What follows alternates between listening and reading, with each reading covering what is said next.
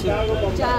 দেখুন, একটা ঘটনা যেটা ঘটেছে আজকে সকালে, সেটা ভীষণই দুঃখের একটা ঘটনা। ইভেন মানে এটা পরশু দিনেও ওয়ার্ডে একটা ঘটনা ঘটেছে, আমাদের একটা অটো অ্যাক্সিডেন্ট হয়েছে, একটা 20 বছরের ছেলে মারা গেছে।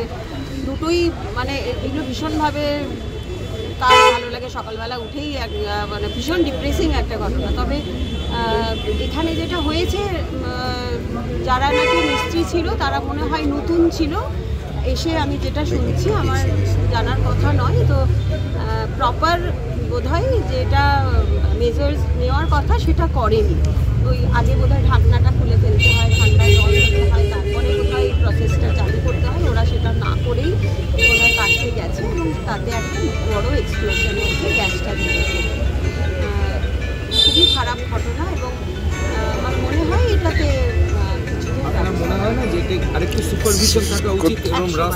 রাস্তার ওপরে এরকম ভাবে ঘন বর্ষতি একেবারে পেট্রোল পাম্প রয়েছে, অবশ্যই করে যে কোনো রকম ভাবে একটা দুর্ঘটনা, সেটাকে আমরা চাই না যে সেটার জন্য আরো কিছু মানুষের অসুবিধে হোক, এবং একজন মানুষ তো মারা গেছে এবং তার সঙ্গে যদি আরো কিছু লোকজন থাকতো তারাও কিন্তু তাদেরও ক্ষতি হতো। প্রশাসনের সঙ্গে পুলিশ প্রশাসনের একেবারে ঢিলছোড়া দূরত্বে সিটি থানা পরশুদিনও আমরা জানিয়েছি যে তাদের এগেনস্টে স্ট্রিক্ট ব্যবস্থা নেওয়া হোক। এটা ওয়ার্ডের মধ্যে দিয়ে যাচ্ছে, এত ঘনবসতিপূর্ণ এলাকা, 2 নম্বর ওয়ার্ডে এমনি অনেক মানুষেরই বাস, তো তাতে আশেপাশের লোকজনের গায়ে লেগে যাচ্ছে। একটি ছেলে এরকমভাবে একদম সুস্থ সবল ছেলে হঠাৎ করে মারা গেল, সেটাকে যথারীতি মেনে নেওয়া যাচ্ছে না, কোনোটাই মেনে নেওয়া যাচ্ছে না, কোনো মৃত্যুকেই মেনে নেওয়া যাচ্ছে না। বিভৎস আওয়াজ হয়, আমরা 700-800 মিটার দূরে কেউ কেউ থাকি, এই বিকট আওয়াজ শুনে আমরা এখানে এসে উপস্থিত হই।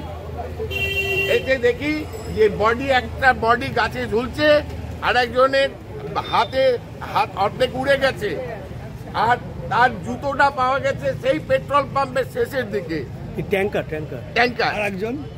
আর একজন এখানেই ছিল, একজনের বডি গাছে ঝুলছিল, মারা গেছে। অবৈধভাবে চলছে এটা দীর্ঘদিন ধরে।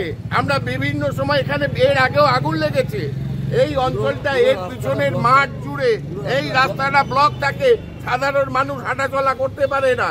এখানে ইউনিভার্সিটি ছেলেমেয়েরা 1-1.5 কিলোমিটার ঘুরে ঘুরে ইউনিভার্সিটিতে যায়। কতটা আতঙ্কিত আমরা, ভয়ঙ্কর ভাবে আতঙ্কিত। এই অঞ্চলে এমন অবস্থা চলে, যে সাধারণ মানুষের সমস্ত প্রকার অভিযোগকে অস্বীকার করে এগুলো চলছে। আপনার নাম কি? আমার নাম স্বপন মুখার্জি। একদম থানার নাকের ডগে।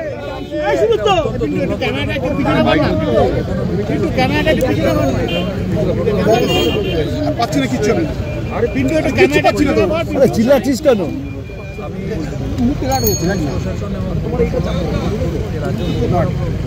তারা যথেষ্ট সতর্ক ভূমিকা নিয়ে সবসময় দেখে, যাতে এই পেশার সঙ্গে যারা যুক্ত তারা একটা আইন কাজ করে।